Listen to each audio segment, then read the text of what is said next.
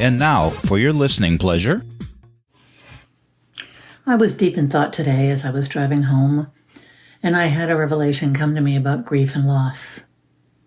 Hi, I'm Carolyn Sanick, life coach, author, and high-value woman, and this is my podcast, Thrive Live, Thrive Zone. You're with me on Lost Moments Day for the next couple minutes.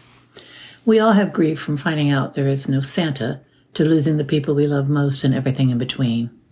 I thought about that for a while, and I saw my own stepping stones of grief over the years.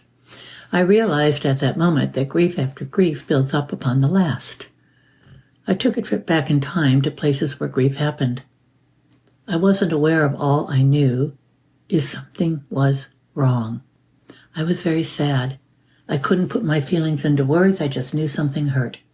And when we don't understand what is going on, we're scared too, very scared. Grief that hits us as a child is something we have not learned coping skills for, and we are a puddle of tears and fears. I had never processed thinking about how grief comes at all different ages and stages of our lives until today. I spent the next several hours examining how I felt the first time I knew my grandfather was not coming home. I was 7 years old and should have been, in my opinion, with a sitter.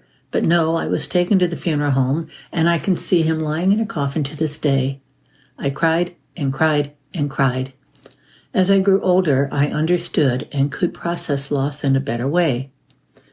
But as a child, it stuck with me. It was the first time I knew he would never tickle me or pick me up or hold me on his lap again.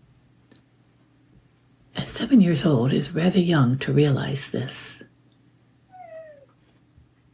Rosie agrees. Again, I'm Carolyn Sanick, life coach, author, high-value woman. This is my podcast, Thrive Live, Thrive Zone. Thank you all so much for listening, and that is a wrap.